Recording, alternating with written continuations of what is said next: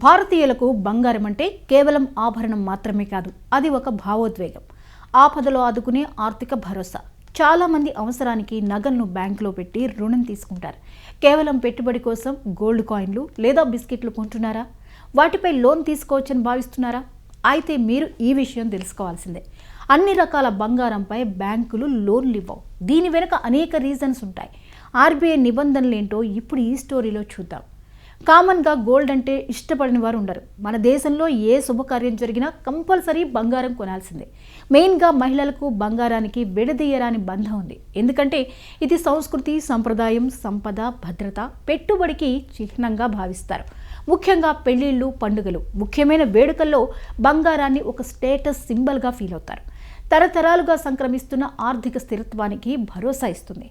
ప్రజలు పసిని రెండు రకాలుగా కొంటారు. ఒకటి, అలంకరణ కోసం నగలు కొనుగోలు చేస్తుంటారు. రెండు, పొదుపు కోసం బిస్కెట్లు లేదా నాణ్యాలు కొంటారు. ఎమర్జెన్సీ టైంలో బ్యాంకుల్లో తాకట్టు పెట్టి లోన్ పొందొచ్చని అనుకుంటారు. కానీ ఇక్కడే ఒక చిక్కుంది. బ్యాంక్ ఆభరణాలపై రుణం ఇచ్చినంత ఈజీగా బిస్కెట్లపై లోన్ ఇవ్వడానికి ఒప్పుకోవు. నగలపై లోన్ ఇవ్వడానికి బ్యాంకులు మొగ్గు చూపడానికి మరో కారణం సెంటిమెంట్. నగలతో కుటుంబానికి అనుబంధం ఉంటుంది కాబట్టి కస్టమర్ వాటిని విడిపించుకోవడానికి ప్రయత్నిస్తాడు. అదే బిస్కెట్లు అయితే ఒకవేళ మార్కెట్లో బంగారం ధరలు తగ్గితే కస్టమర్ వాటిని బ్యాంకులోనే వదిలేసే ప్రమాదం ఉంటుంది. అందుకే బ్యాంకులు సెక్యూరిటీ పరంగా ఆభరణాలకే ప్రాధాన్యత ఇస్తాయి.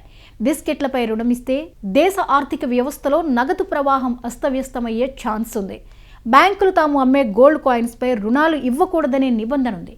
పెట్టుబడిదారుల కంటే అత్యవసర వైద్యం లేదా ఇతర అవసరాల కోసం నగలు తాకట్టు పెట్టే సామాన్య, మధ్యతరగతి ప్రజలకే బ్యాంకులు ఫస్ట్ ప్రయారిటీ ఇస్తాయి. మన దేశంలో బ్యాంకింగ్ వ్యవహారాలన్నీ రిజర్వ్ బ్యాంక్ ఆఫ్ ఇండియా కనుసన్నల్లో జరుగుతాయి. బ్యాంకులు బంగారు నాణేలు లేదా బిస్కెట్లపై రుణాలు ఇవ్వడంపై కఠినమైన పరిమితులున్నాయి. ఒక వ్యక్తికి గరిష్టంగా 50 గ్రాముల వరకు బరువు ఉండే బంగారు నాణేలపై మాత్రమే లోన్ ఇచ్చే వెసులుబాటు ఉంది. అంతకంటే ఎక్కువ బరువు ఉండే బిస్కెట్లు లేదా కాయిన్లను బ్యాంకులు తాకట్టుగా స్వీకరించవు. బంగారు ఆభరణాల్లో మేకింగ్ ఛార్జీలు, ఇతర లోహాల మిశ్రమం 22 క్యారెట్లు ఉంటుంది. కానీ బిస్కెట్లు 99.9% 24 క్యారెట్ల స్వచ్ఛతతో ఉంటాయి. వీటిపై సులభంగా లోనిస్తే కస్టమర్లు ఆ నగదుతో మళ్లీ బంగారం కొనడం, ఆ బంగారాన్ని మళ్లీ తాకట్టు పెట్టి లోన్ తీసుకోవడం వంటి చక్రీయ విధానం మొదలవుతుంది. ఇది దేశ ఆర్థిక వ్యవస్థలో నగదు ప్రవాహాన్ని అస్తవ్యస్తం చేస్తుంది. అందుకే సెంట్రల్ బ్యాంక్ ఈ విషయంలో కఠినంగా ఉంటుంది.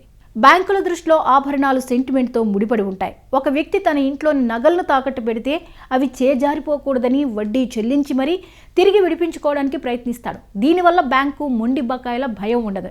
కానీ బిస్కెట్లు కేవలం ఒక పెట్టుబడి సాధనాలు మాత్రమే.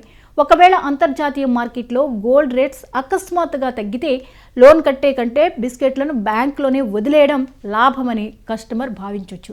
ఇది బ్యాంకులకు నష్టాన్ని కలిగిస్తుంది.